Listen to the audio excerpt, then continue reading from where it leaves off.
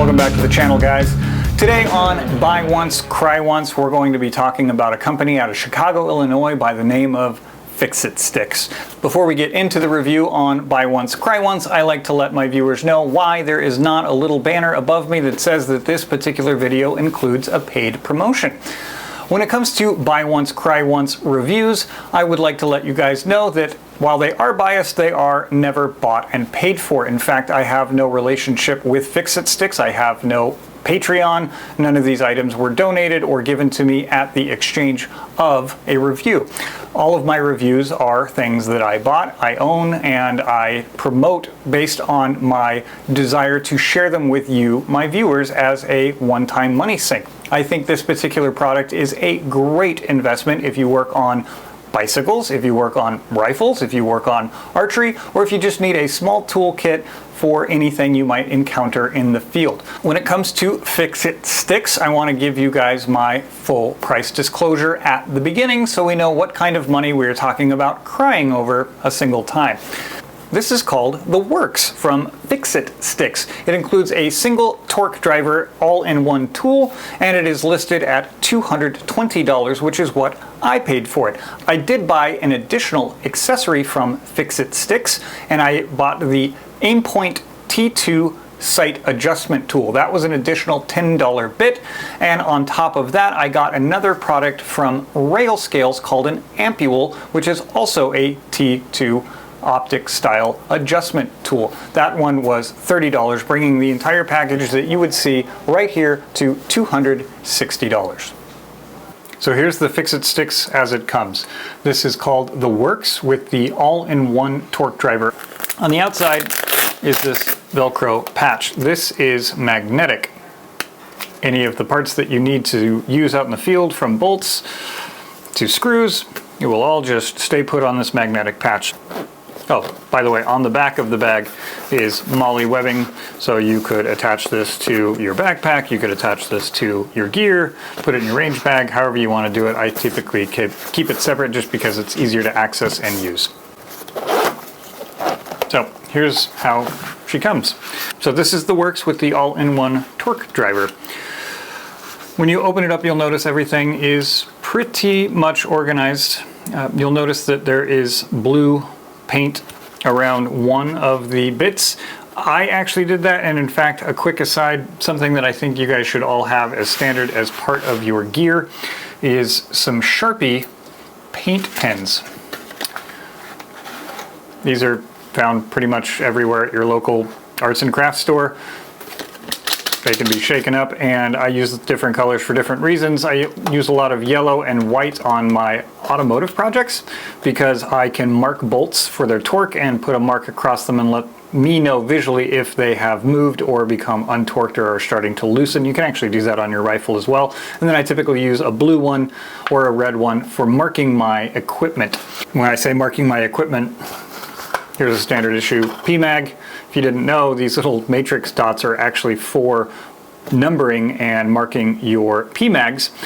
Typically, I mark my magazines in case of the event of a failure or a failure to feed or any of that kind of stuff. I can isolate a single magazine. Plus, I know it's mine at the end because I do mine in a very specific way and have my own numbering pattern. And I just use a Sharpie paint pen to do that.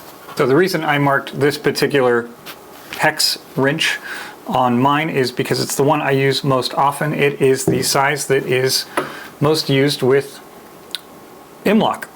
So let's go through what it includes when you get the Works all-in-one. So it comes with a Fix-It Stick T handle. This has a sleeve on it so that you can ratchet stuff down. You can put 1/4-inch bits in the bottom part of the T and on each side. So you can have 3 things loaded or 3 bits loaded into this T handle at any given time. Here's the torque driver. I'll show you how it works, but it works under spring tension. There's a little line here, and you can see a 15, a 25, a 35, 45, 55, and then it maxes out at 65. I'll show you how to use this particular torque stick. 1/4-inch drive, 1/4-inch bit adapter. So we're going to permanently attach this Scalar Works Peak backup iron sight to go on this fixed front sight post upper. This is a T25. The ScalarWorks sights come with their own T25 bit. I'm not going to use it right this second only because of the length of the bit. I don't want that to interfere with the torque spec, so I'm going to use the supplied Chrome T25 bit. One of the first things we're going to do is we're going to install the torque limiter on the T side of it to get a little more torque out of it, and then we're going to install the bit on top of that. This has already been hand tightened, but just to show you what we're going to be doing here, we're going to torque this thing to 15 foot-pounds. You can see there's a little line there at 0. As I get closer to tightening it, you'll notice the line stays put, but the drum starts to rotate. So as soon as I get it to 15 right there, that's it. I back it off and I am done installing it. It is now torqued to 15 foot-pounds. Now it's torqued, and I can reinstall all of those items back into my kit. So if I were out in the field and I needed to torque something, I know that that is torqued properly and to specification. If I really wanted to get super anal retentive about it, I could mark the bolt along, just put a nice big line across it with paint. That way I know if I see my mark move, my component has become untorqued. That's the torque portion of it. Highly recommend when you are affixing parts to your rifle that you do use a torque style wrench or a torque limiter in this case. We also have a 1/2 inch socket with a 1/4 inch bit. We have a universal choke tube wrench. So this is for shotguns. It does, I think it's a 410 all the way up to a 10 gauge choke tube on a shotgun. This is a 1911 bushing tool. So this will work with the government and the officer style front bushing. This is actually made of a hard polymer. This is not metal. It will not mar the finish on your 1911. This is a Glock front sight tool. It's a very shallow and magnetic pin holding it in with the correct hex size and the 1/4 inch adapter. So if you're using or replacing your Glock front sights a lot, this is a Glock front sight bit. Comes with a mini pry bar, has a little notch in it. You can use it to get things out. It also has cutouts so that this could be used as a hex wrench. 1/8 inch 15/16 3/8. This is a bolt carrier group scraper. If you have your bolt carrier disassembled, the entire scraper actually goes in where the bolt goes. Clean that bad boy out. Disassembled bolt. The small portion goes in the backside to clean that portion out as well.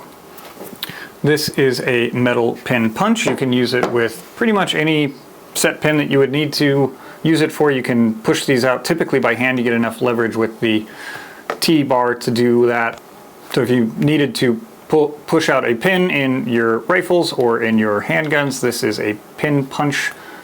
This is the castle nut wrench for your AR-15. If your castle nut is starting to come loose and you did not stake it on your buffer tube, you could use this in the field to tighten her up.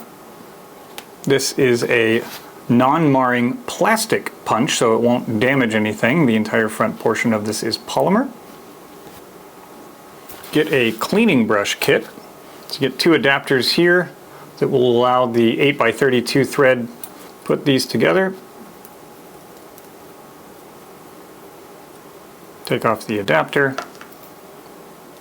Screw the brush into it. And now you have a cleaning brush. Here is a A2 front sight post adjusting tool. So if you have a fixed front sight block, this will allow you to get in there and adjust your front sight post. Here is a bronze scraper.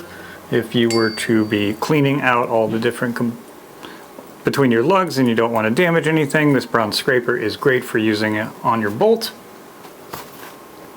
A steel pick for literally anything, including scraping, cleaning.